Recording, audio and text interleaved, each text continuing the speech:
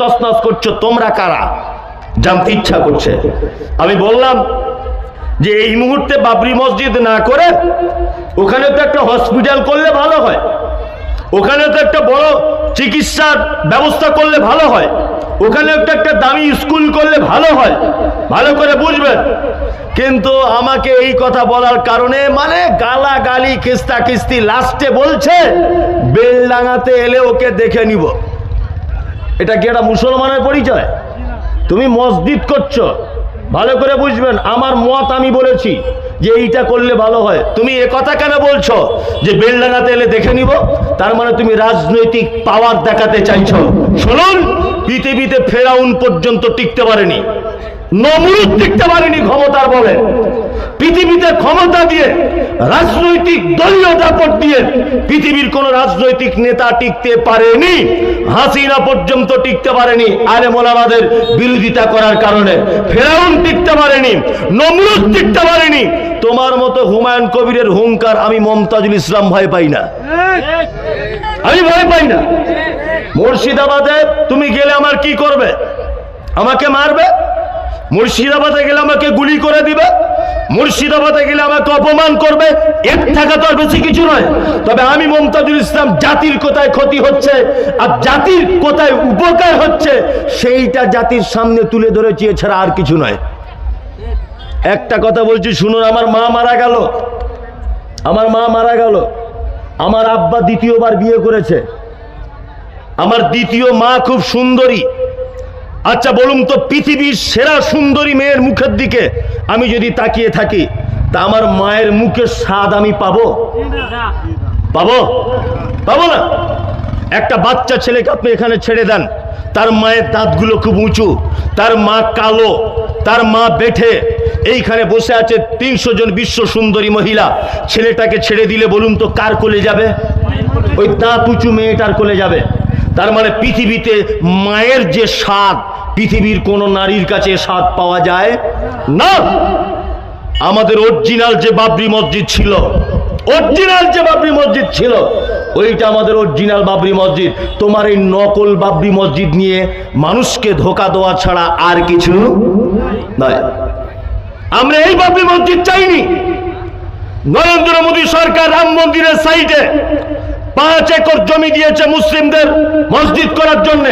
তোমার যদি ক্ষমতা থাকে, তোমার যদি পাওয়ার যদি থাকে, তাহলে তুমি ওই 5 একর জমিতে বাবরি মসজিদ করে দেখাও, তবেই তো বলবো বাপের বেটা, তবেই তো বলবো বাপের বেটা। মুসলমানরা যেখানে ওই আপনার বেলডাঙাতে 70-75% মুসলিমরা যেখানে আজকে রয়েছে, সেইখানে তুমি বাবরি মসজিদ করতে চাইছো কেন? কেন বাবরি মসজিদ করতে চাইছো? জানে যে এখানে সুবিধা হবে, সবাই আমার সাপোর্ট করবে। তুমি যাও না শিলিগুড়িতে মসজিদ করতে, তোমার পাছার চামড়া তুলে দিবে। ওখানে মুসলিম সংখ্যা কম। আপনারা বুঝতে পারছেন না রাজনীতি চালাকিগুলো? বুঝতে পারছেন না? বুঝতে পারছেন না রাজনীতি কেমন করে করছে? শুভেন্দু অধিকারী যেমন ধর্ম নিয়ে ভোট চাইছে, আমাদের সমাজের কিছু নেতা হয়েছে তারা এখন মসজিদের নামে ভোট ব্যাংক ব্যবহার করছে। আর একটা কথা বলি, শুভেন্দু অধিকারী যেমন অশিক্ষিত ধর্ম না জানা কিছু হিন্দুদেরকে নিয়ে যেমন রাজনীতিতে নেমেছে, ঠিক তেমন মুসলিম কিছু নেতা কিছু অশিক্ষিত ধর্ম না জানা যুবকদেরকে নিয়ে রাজনীতি করছে, ধর্মীয় রাজনীতি। আর মমতাজুল ইসলাম বাবরি মসজিদের বিপক্ষে নয়, তবে মমতাজুল ইসলাম আমি কথা বলছি যে মসজিদ নিয়ে রাজনীতির গেম খেলতে আসবেন না। জাতি আপনাকে কোনোদিন ক্ষমা করবে না, কোনোদিন ক্ষমা করবে না আপনাকে।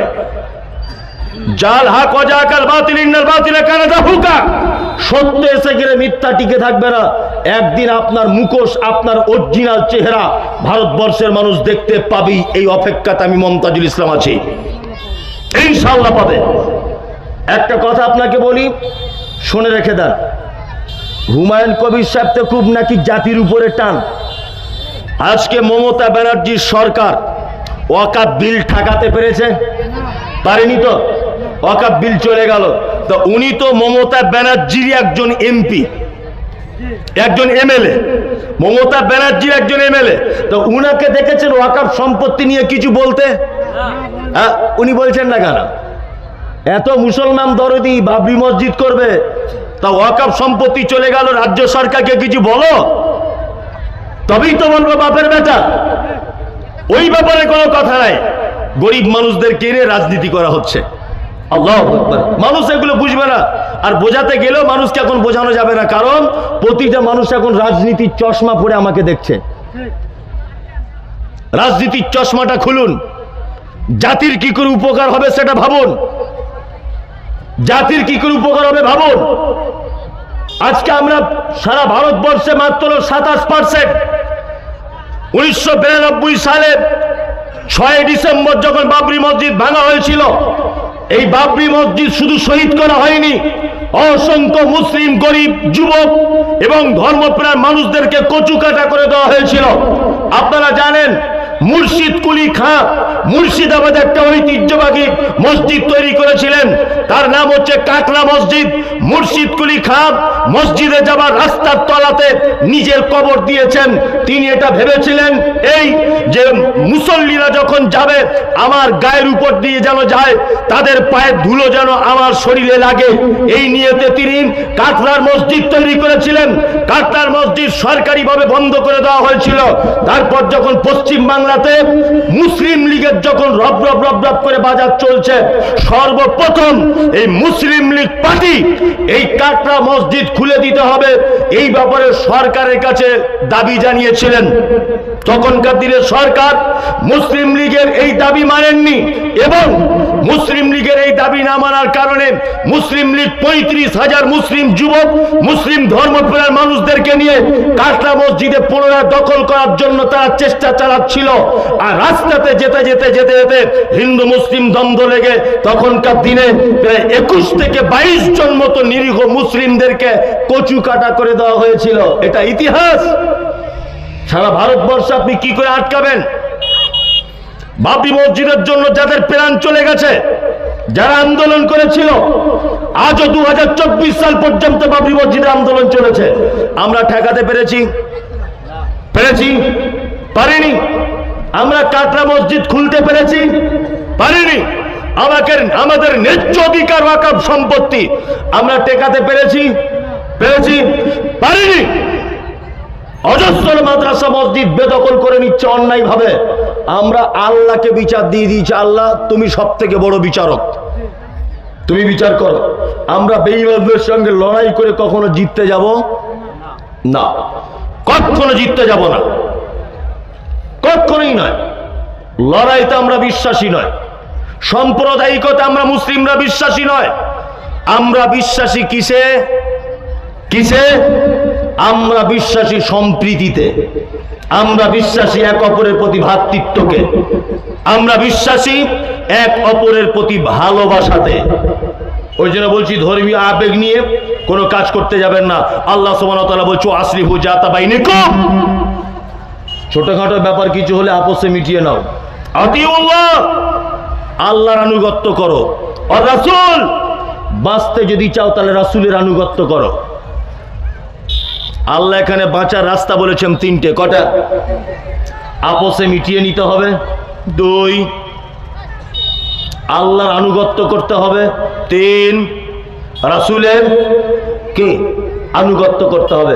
আপনাদেরকে একটা চমৎকার কথা বলি। আচ্ছা, যারা বসে আছেন আল্লাহ নবীর কথা মানেন? হ্যাঁ, একটু টেস্ট করা যাক। আচ্ছা, উহুদের যুদ্ধ হয়েছিল কত হিজরিতে জানেন? দয়া করে বলছি এইটা শুনে তবে আপনাকে যেতে হবে। উহুদের যুদ্ধ হয়েছিল কত হিজরিতে? 3 হিজরিতে। কত? 3। ইউটিউবার যারা আছো তোমরা এই কথাটাকে ভালো করে নিও। উহুদের যুদ্ধ হয়েছিল 3 হিজরিতে, ভালো করে বুঝবেন। মুসলিম সৈন্য ছিল কত? 1000। আর বেঈমান মুশরিকেরা ছিল কত? 3000। এই 1000 সৈন্য আবার যুদ্ধের ময়দানে আসার সময় আব্দুল্লাহ ইবনে উবাই মুনাফিক, এই মুনাফিক আবার এই 1000-এর ভিতর থেকে 300 জনকে নিয়ে রাস্তার মাঝখান থেকে চলে যায়। তাহলে আর মুসলিম সৈন্য থাকলো কত? 700, তাই তো? এইবার আপনাকে বলি, আল্লাহ নবী সাল্লাল্লাহু আলাইহি ওয়াসাল্লাম এই 700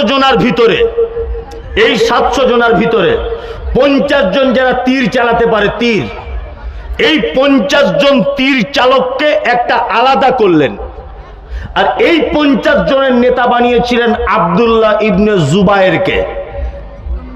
ভালো করে বুঝবেন, আল্লাহ নবী সাল্লাল্লাহু আলাইহি ওয়াসাল্লাম বললেন, এই 50 জনকে শোনো, তোমরা এই দুটো পাহাড়ের মাঝখানে একটা গিরিপথ, এই পথে তোমরা ঘাঁটিতে বসে থাকবে। আমি যতক্ষণ না পর্যন্ত তোমাদেরকে ঘাঁটি ছাড়তে না বলবো ততক্ষণ তোমরা ঘাঁটি ছাড়বে না। তোমরা যদি দেখো যে আমরা যুদ্ধতে পরাজিত হয়েছি, আমাদের মাথার মগজগুলো কাক, পাখি, কোকিলে, শকুনে তারা ছিঁড়ে ছিঁড়ে ছিঁড়ে ছিঁড়ে খাচ্ছে, এই দৃশ্য যদি তোমরা দেখতে পাও, তবুও আমি মুহাম্মদ সাল্লাল্লাহু আলাইহি ওয়াসাল্লাম যতক্ষণ না পর্যন্ত এই ঘাঁটিতে তোমাদের ছাড়তে বলবো ততক্ষণ তোমরা কেউ ঘাঁটি ছাড়বে না। যুদ্ধ চলছে, এক পর্যায়ে মুসলিম সৈন্যরা তারা বেঈমান মুশরিকদের 3000 লোককে ময়দান ছাড়া করে তাড়িয়ে নিয়ে চলে যাচ্ছে। ময়দানে আর মুশরিকরা কেউ নেই। তখন এই যে 50 জনকে ঘাঁটিতে আল্লাহর নবী দাঁড় করিয়েছিলেন, এরা তখন বলছে যুদ্ধ মনে হয় শেষ, মুসলিমরা জিতে গেছে, চলো বরঞ্চ যুদ্ধের যে মালগুলো আছে ওই মালগুলো আমরা এবার গোছাতে শুরু করি। আব্দুল্লাহ ইবনে জুবায়ের এই 50 জনের নেতা ছিলেন। তিনি বারবার বলছিলেন, দেখো আল্লাহর নবীর পক্ষ থেকে কোনো অর্ডার আসেনি, আল্লাহর নবী আমাদেরকে ঘাঁটি ছাড়তে এখনো বলেননি, তারপরেও তোমরা ঘাঁটি ছেড়ে দিবে। মতনৈক্য সৃষ্টি হলো। এক পর্যায়ে এই 50 জন তীরন্দাজ যারা তীর চালাতে পারত তারা ঘাঁটি ছেড়ে দিয়ে চলে গেল। বিরোধী পক্ষদের ভিতরে একজন নেতা, তার নাম খালিদ ইবনে ওয়ালিদ।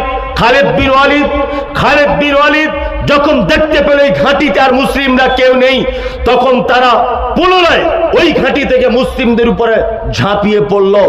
এক পর্যায়ে মুসলিমদের এত বিপদ চলে এলো, মুহাম্মদ সাল্লাল্লাহু আলাইহি ওয়াসাল্লামের 70 জন সাহাবী ওই যুদ্ধতে শহীদ হয়েছিলেন।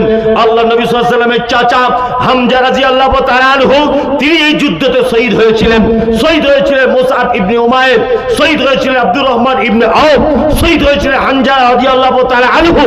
অসংখ্য সাহাবী 70 জনের কাছাকাছি উহুদ যুদ্ধতে শহীদ হয়েছিলেন। আল্লাহর নবীর একটা কথা অমান্য করার কারণে কতজনকে শহীদ হতে হয়েছিল? 70 জন। আজকে আমাদের উপরে এত বিপদ, এত মুসিবত কেন?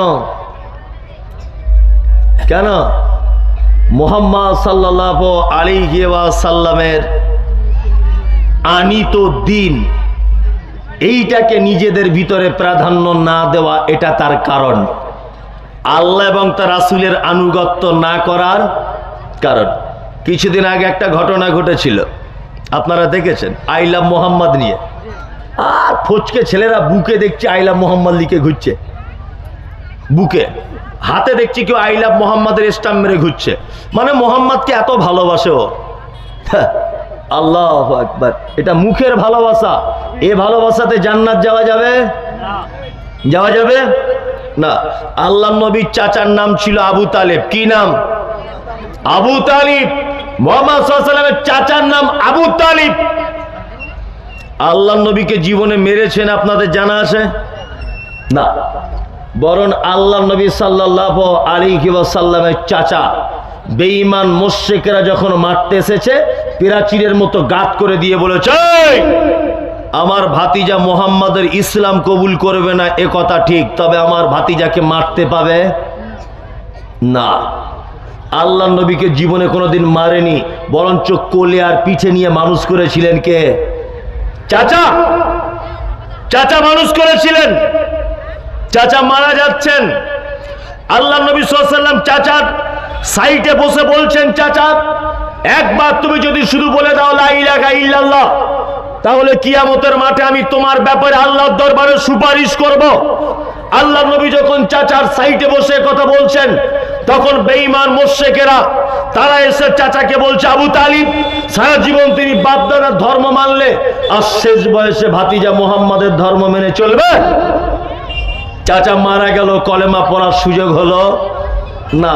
আল্লাহ নবী কি বললেন? আল্লাহ নবী বলছেন যে আমার চাচাকে জাহান্নামে দেওয়া হবে, আর আমার চাচার জাহান্নামের সব থেকে হালকা আযাব দুটি আগুনের জুতা আমার চাচার পায়ে পরিয়ে দেওয়া হবে। আমার এই আগুনের তাপের কারণে আমার চাচার মাথার মগজ টকবক টকবক টকবক করে ফুটবে। তার মানে বোঝা যাচ্ছে নবীকে ভালোবাসতেন তার চাচা আবু তালিব, ভালোবাসার কারণে জান্নাত যেতে পারে নাই। কেন? আল্লাহর নবীর আনিত দিনকে তিনি মেনে নিতে পারেননি। তাই তার মানে আইলা মোহাম্মদ লিখে জান্নাতে যাওয়া যাবে কি না? আল্লাহর নবী যেটা নিষেধ করেছেন তার থেকে দূরে থাকতে হবে, আল্লাহর নবী যেটা আদেশ করেছেন তার থেকে কি করতে হবে? তার ভিতরে থাকতে হবে। তাহলে বাঁচার একটা রাস্তা খুঁজে পাওয়া কি যাবে। মুসলিমদের অধঃপতনের আর একটা সব থেকে বড় যে কারণ, সেটা হচ্ছে নেতা নির্বাচন করতে ভুল করেছি আমরা। আমরা ভালো নেতা করতে পারি নাই, আর যাদেরকে নেতা করেছি এরা আবার এমন নেতা যে পার্টির কাছে নিজের ইমান আমান সব বিক্রি করে দিয়ে বাড়ি চলে এসেছে। এমন নেতা আমরা তৈরি করেছি মুসলিমরা যে আমাদের নেতা এখন আর নেতা নাই। আল্লাহু আকবার। নেতা নির্বাচন করতে ভুল করেছি আমরা। আমাদের অধঃপতনের জন্য আমরা নিজেরা দায়ী। ঘর মে আগ লাগি হ্যায় ঘর হি কি চিরাগ সে। আপনার বাড়িতে যদি আগুন লেগে যায়, এ আগুন অন্য কেউ লাগাতে আসে না, আপনার অসাবধানতার কারণে আগুন লাগে। কি বলছে বুঝতে পারছেন না? আপনার অসাবধানতার কারণে আগুন লাগে। আল্লাহ সুবহানাহু ওয়া তাআলা পবিত্র আল কোরআনের ভিতরে বলছো আসলিহু জাতা বাইনিকুম আতিউল্লাহ ওয়ার রাসূল ইন কুনতুম মুমিনিন। 4, তোমরা যদি পরিত্রাণ পেতে চাও তাহলে তোমরা মুমিন হয়ে যাও। আল্লাহ বলছেন। এই যারা এখানে বসে আছেন, যারা এখানে বসে আছেন আপনারা সব মুমিন ইমানদার লোক। আল্লাহ বলছে ইন কুনতুম মুমিনিন, যদি পরিত্রাণ পেতে চাও, জালিম শাসকের হাত থেকে যদি বাঁচতে চাও, অত্যাচারী শাসকের হাত থেকে যদি বাঁচতে চাও, তাহলে কি করতে হবে? মুমিন হতে হবে। কি হতে হবে? মুমিন হতে হবে। তা মুমিন কি করে হওয়া যায় এটা বলে দিই, সুবিধা হবে, তাহলে বাঁচতে পারবো। আল্লাহ তাআলা পবিত্র আল কোরআনে বলছেন কি, ইন্নামাল মুমিনুনা আল্লাযীনা ইযা যুকিরাল্লাহু ওয়াজিলাত কুলুবুহুম ওয়া ইযা তুলিয়াত আলাইহিম আয়াতুহু যাদাতুহুম ঈমানা ওয়া আলা রাব্বিহিম ইয়াতাওয়াক্কালুন আল্লাযীনা ইউকিমুনাস সালাতা ওয়া মিম্মা রাযাকনাহুম ইউনফিকুন। আল্লাহ মুমিনের গুণ বলছেন। 1, আল্লাহ বলছে মোমেন তারা, মোমেন তারা যারা পাপ কাজ করে, অন্যায় করে, অন্যায় করার পরে আল্লাহর কথা যখন স্মরণ হয়ে যায় তখন ভয়ে থরথর থরথর থরথর করে কাঁপে। এটা হচ্ছে মোমেনের 1 নম্বরের গুণ। রাতের অন্ধকারে পাপ করেছেন, রাত 2টোর দিকে পাপ করেছেন, ফজরের সময় আপনার মনে পড়ে গেল আমার পাপ পৃথিবীর কেউ দেখতে পায়নি। দেখতে পেয়েছে কে? আল্লাহ। আল্লাহ দেখতে পেয়েছে। মোমেনের বৈশিষ্ট্য, সে পাপ কাজ করলে পৃথিবীর কেউ যদি দেখতে না পায়, আল্লাহ দেখতে পাচ্ছে। এইটা যখন তার মনের ভিতরে জন্ম হবে, সে তখন ভয়ে থরথর করে কি করবে? কি করবে? কাঁপবে। 2, আয়াতুহু যাদাতুহুম ঈমানা। মুমিনের আরেকটা গুণ, যে মুমিনের সামনে যখন কোরআনের আয়াত যখন তেলাওয়াত করা হয়, তার ঈমান কি হয়? বৃদ্ধি পায়। আল্লাহু আকবার। কোরআন তেলাওয়াত করলে ঈমান বাড়ে? ও তো কোরআন তেলাওয়াত করতেও জানে না। আমি মাঝে সাঝে অবাক হই যে আপনি কোরআন পড়তে নাই বা জানেন, অন্তত হেডফোন লাগিয়ে গান না শুনে কোরআন তেলাওয়াত তো শোনা যায়। শোনা যায় কি যায় না? আজকাল ছেলেমেয়েরা হেডফোন লাগিয়ে গান শুনছে, আজ গান না শুনেও তো 2টো কোরআন তেলাওয়াত শোনা যায়। যায় কি যায় না? যায়। আর কোরআন তেলাওয়াত শুনলে আল্লাহ বলছে যাদাতুহুম ঈমানা, মুমিনদের ঈমান কি হয়? বেড়ে যায়। সত্যি কোরআন শুনলে যে ঈমান বাড়ে, আমি তার একটা জ্বলন্ত প্রমাণ আছি, খুব জ্বলন্ত প্রমাণ। আল্লাহু আকবার। আমি তার জ্বলন্ত প্রমাণ আপনাকে বলি। আপনারা আমাকে হয়তো মোবাইলের মাধ্যমে দেখেন যে আমি প্রায় মক্কা মদিনাতে যাই, প্রায় মোবাইলে দেখতে পান। তা এটা মাদ্রাসার জলসা? ও, সেটা তো আগে থেকে আরো বলতে হতো, আমি তো জানি না, আমি জানি এমনি জলসা। ও, তাহলে আমি আর কিছু বলবো না, মাদ্রাসার জলসা তো। হ্যাঁ হ্যাঁ হ্যাঁ হ্যাঁ, মাদ্রাসা শিক্ষা সম্বন্ধেই বলেছি, ওটা কথা নয়। কিন্তু ঘটনা হচ্ছে লোক তো চলে যাচ্ছে, আর এখন মানুষের তো টাইম খুব কম। মানে এখান থেকে এমন করে চলে যাচ্ছে মনে হচ্ছে কালকেও দুবাই যাবে, প্লেনের টিকিট কাটা আছে, অথচ গিয়ে দেখুন এখান থেকে গিয়ে পানের দোকানে গিয়ে বিড়ি টানছে। দেখুন, মসজিদের খুতবা হয় যখন 5 মিনিট দেরি হয়ে যাক, মনে হবে 1.5 কোটি টাকা লস হয়ে গেল, এত গরম দেখায়, তাই না? আর মসজিদ থেকে বার হয়ে গিয়ে দেখবেন পরের বউয়ের গিবত করছে আর পরের বেটির গিবত করছে চায়ের দোকানে বসে বসে। এই তো অবস্থা আমাদের, অবস্থা না? এই তো অবস্থা। 10:30 11টা না বাজলে জলসা আসে না, আর 12টার আগেই চলে যায়। মানুষ একদম টাইম ফিক্স করা আছে, রুটিন করাই আছে যে 11:30 বাজে আর বুঝতে গেলাম নেই, চল। আর এসেছে কটায়? 10:30। অন্তত পক্ষে এটা তো ভাবা উচিত যেটা মাদ্রাসার জলসা। আর আমি সত্যি আমার নিজের এক্সপিরিয়েন্সের কথা বলছি। আমি আপনাদের 2 দিনাজপুর, উত্তর এবং দক্ষিণ দিনাজপুরের দুটো দিনাজপুরে আমি সেদিন একটা মাদ্রাসায় গিয়েছিলাম। মাদ্রাসাটা দেখছি টিনের মাদ্রাসা, টিন দিয়ে তৈরি করা। মানে মাদ্রাসাগুলো খুব একটা ডেভেলপমেন্ট তা নয়। আসলে আমি রাস্তাঘাট দেখে বুঝতে পারলাম যে এখানকার মানুষের অবস্থা কেমন। তবে এর ভিতর দিয়েও যে আপনারা একটা প্রতিষ্ঠান চালাচ্ছেন, তো আলহামদুলিল্লাহ, আলহামদুলিল্লাহ। আমি এ কথা আপনাদের বলে দিচ্ছি, প্রতিষ্ঠান আপনাদের গ্রামে, তো আপনাদের গ্রামে আলহামদুলিল্লাহ। একটা কথা শুনুন, খুব গরিব গ্রাম, যদি কোনোদিন আল্লাহর পক্ষ থেকে কোনো বিপদ আপদ আসে, তা দেখবেন যে যে গ্রামে মাদ্রাসা আসে বা কোরআন শিক্ষার ব্যবস্থা আসে, আল্লাহ আপনাদের এর বরকতে অন্য কোনো বিপদ আর দিবে না, এটা আমি বিশ্বাস করি। কারণ মুহাম্মদ সাল্লাল্লাহু আলাইহি ওয়াসাল্লাম বলেছেন, খায়রুকুম মান তাআল্লামাল কোরআন ওয়া আল্লামাহু। পৃথিবীতে ওই ব্যক্তি সব থেকে ভালো যে ব্যক্তি কোরআন শেখে এবং কোরআন শিক্ষার ব্যবস্থা করে। এলাকায় যত গ্রাম আছে, এলাকাতে, এই এলাকাতে সব থেকে ভালো গ্রাম আপনাদের, আর সব থেকে ভালো মানুষ আপনি, যে এই গ্রামের মানুষ একটা কোরআন শিক্ষার ব্যবস্থা করেছেন। কি বললাম বুঝলেন? আপনি কিচ্ছু করতে হবে না, এই গর্ববোধটাও করতে পারবেন যে আমরা একটা কোরআন শিক্ষার ব্যবস্থা করেছি। আল্লাহ, আপনাদের মাদ্রাসা অবশ্যই এখানে কোরআন তেলাওয়াত হয়। আর একটা মজার কথা আপনাদেরকে বলি, মায়েরা যারা আছেন ভালো করে শুনবেন, আর আপনারাও যারা আছেন, আচ্ছা বলুন তো, মসজিদে দান করলে নেকি বেশি না মাদ্রাসায় দান করলে নেকি বেশি? মাদ্রাসায়। একটা জিনিস একটু ব্যাখ্যা করে দিই, তাহলে বুঝতে পারা যাবে। এক, মসজিদে আপনি 2 কুইন্টাল রড দান করলেন, রড, মসজিদ ঢালাইয়ের সময়। আচ্ছা বলুন তো, এই মসজিদটা 100 বছর পরে হলেও ভাঙাচুরো হবে কি হবে না? আবার নতুন মসজিদ হবে। তাহলে আপনার রড তখন আর থাকবে না, ওই রড তখন রায়গঞ্জের ভাঙড়ির দোকানে চলে যাবে। আর এই নতুন মসজিদে রড কে দিবে? না হাসান দিবে, হোসেন দিবে, ওই আপনার রফিকুল দিবে, আশরাফুল, মইদুল, ফতেমা, খালেদা, নাসিমা, এরা দিবে। ওদের নেকি আবার শুরু হয়ে যাবে। তার মানে আপনার রডের নেকি কতদিন ছিল?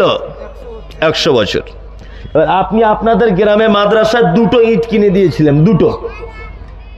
দুটো ইট কিনে দিয়েছিলেন। এই 2টো ইট রুম তৈরি করা হয়েছে, ঘর, ওই ঘরে লাগানো আছে। ওই রুমে কোরআন তেলাওয়াত করে একটা ছেলে কোরআনের হাফেজ হলো, ও আরো 5টা ছেলেকে হাফেজ করলো, ও আরো 5 জনকে করলো। এইভাবে কোরআনের পদ্ধতি কিয়ামত পর্যন্ত চলবে কি চলবে না? চলবে। তার মানে মসজিদে দান করলে নেকি 100 বছর হতে পারে, আর মাদ্রাসায় দান করলে নেকি কিয়ামতের আগের দিন পর্যন্ত চলবে। কি বলছি বুঝতে পারছেন কিছু? হ্যাঁ, আল্লাহু আকবার, আল্লাহ। দুটো জায়গায় দান করলে সবকিছু প্রমাণ করা যাবে কিয়ামতের মাঠে। এক, আচ্ছা আপনি যে জমিতে এখন বসবাস করেন এই জমিটা কার? আপনার জমিটা কার? এই যেখানে আপনি ঘর করে আছেন বর্তমানে আপনার বাড়ি, এই জমিটা আগে কার ছিল? আপনার বাবার ছিল, তাই তো? আপনার বাবা মারা গেছে, এখন আপনার। আচ্ছা আপনার বাবার আগে কার ছিল? দাদুর। এখন আপনার দাদু ধরে নেন কবর থেকে উঠে এসেছে, কবর থেকে উঠে আপনাকে বলছে মফিজুল ঘর থেকে নাম, ঘর থেকে নাম, তুই এই জায়গা আমার ছিল। আচ্ছা আপনার দাদু যদি এ দাবি করে কবর থেকে উঠে এসে ওর পিঠের চামড়া থাকবে? থাকবে? থাকবে না। কারণ জমি ওর ছিল এ কথা সত্যি, কিন্তু ও কোনো প্রমাণ দেখাতে পারবে না। কারণ দাদু মরে গেছে, তার বেটার হয়েছে, তার বেটার থেকে আপনার নাম হয়েছে জমির দলিল কেটে, তাই না? তার মানে পৃথিবীর কোন সম্পদ চিরদিন আপনার নামে থাকবে না। মাদ্রাসাতে আপনি 1 শতক জমি দান করেছিলেন, মসজিদে দিয়েছিলেন 1 শতক জমি, আপনার নাম আব্দুল্লাহ। 1000 বছর পরে যদি আপনি এই গ্রামে এসে বলেন যে এই মাদ্রাসার এই ঘরটা আমার জমিতে আছে, মসজিদটা আমার জমিতে, বলুন তো 1000 বছর পরে হলেও প্রমাণ করা যাবে কি যাবে না? মসজিদের জায়গা অন্য কারো নামে হয়, দলিল পাল্টায়, মাদ্রাসার দলিল পাল্টায়। কিয়ামতের আগের দিন পর্যন্ত আপনি প্রমাণ করতে পারবেন এই জমিটা আমার ছিল, এই ইট আমার, এই কল আমার, এই মাদ্রাসার ছাদের রড আমার। এটা প্রমাণ করা যাবে কি যাবে না? যাবে। আপনার সম্পত্তি আপনি মারা যাবার পর ছেলে মেয়েদের নামে হয়ে যাবে, কিন্তু আপনি যদি এখানে খরচা করেন তাহলে কিয়ামতের দিন পর্যন্ত এর স্বাদ পাবেন। ওই জন্য বিনীত অনুরোধ যে আপনারা আপনাদের মাদ্রাসার জন্য আল্লাহর রাস্তে কিছু সাদাকা করার কমিটির পক্ষ থেকে এবং ব্যক্তিগত আমার পক্ষ থেকে বিনীত অনুরোধ থাকলো। মায়েরা যারা বসে আছেন আপনারাও কিছু দেন।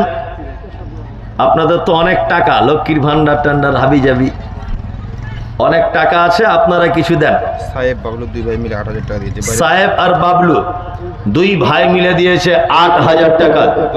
আল্লাহুম্মা সাল্লি আলাইহি আল্লাহুম্মা বারিক আলাই। আল্লাহ সাহেব আর বাবলুকে তার মালে বরকত দাও আর তাদের উপর শান্তি বর্ষণ করো। ব্লক সভাপতি আশরাফুল আলী 3000 টাকা। ব্লক সভাপতি আশরাফুল আলী উনি দিয়েছেন 3000 টাকা। আল্লাহুম্মা সাল্লি আলাইহি আল্লাহুম্মা বারিক আলাই। আল্লাহ তুমি তার মালে বরকত দাও। ভোগ্রাম থেকে মাসুদ ডিলার, ভোগ্রাম থেকে মাসুদ ডিলার 1000 টাকা দিয়েছেন। মায়েরা যারা আপনারা বসে আছেন আপনারা অবশ্যই আপনাদের কিছু সম্পদ দিতে পারেন। আপনার আব্বা মা, আপনার আত্মীয় স্বজন যারা চলে গেছে তাদের জন্য আপনি কিছু খরচা করতে পারেন। এটা সাদকায়ে জারিয়া, কিয়ামতের দিন পর্যন্ত আপনি নেকি পাবেন। কেউ আছেন ভাই এখানে? আর কেউ দিবেন কিছু? জি, ধানের টাইম, এখন ধান উঠছে, চাষিবাসী এলাকা, আপনার পক্ষ থেকে আপনি কিছু দেন, আল্লাহর রাস্তায় দেন, কিছু লেখান। কেউ আছেন? আল্লাহু আকবার। আসুন 500 1000 যে যা পারবেন আল্লাহর রাস্তায় দিয়ে দেন। মনি খেয়েছো তুমি? আব্দুল রৌফ 1 মণ ধান। আব্দুল রৌফ 1 মণ ধান। রোজিনা 500 টাকা। রোজিনা খাতুন 500 টাকা। আল্লাহুম্মা সাল্লি আলাইহি আল্লাহুম্মা বারিক আলাইহি। আল্লাহ তুমি তার মালে বরকত দাও এবং তার উপরে রহম করো। কি নাম তো? তুই দিলি এটা? তোর আব্বা? তোর বিয়ে হয়ে গেছে? তোর বয়স কত? তুই যে খুব সুন্দর ছেলে, আলহামদুলিল্লাহ। কি নাম তোমার? লোকমান। তোমার নাম লোকমান আলী? সাংঘাতিক নাম। লোকমান কত দিলে তুমি? 500? হ্যাঁ, 510। লোকমান ইসলাম আলী 500। আল্লাহুম্মা সাল্লি আলাইহি আল্লাহুম্মা বারিক আলাইহি। আল্লাহ তুমি তার মালে বরকত দাও। আল্লাহ মাহবুব মোহরি মাহবুব মোহরি 1000 কি নাম তোমার? কে দিল? এই গ্রামটার নাম কি? বোলকুন্ডি। ও, কোলসামারি হাটখোলা। বাবা এ তো জিভ ভেঙে যাবে নাম বলতে গেলে। হ্যাঁ, একজন দিয়েছে 500 টাকা।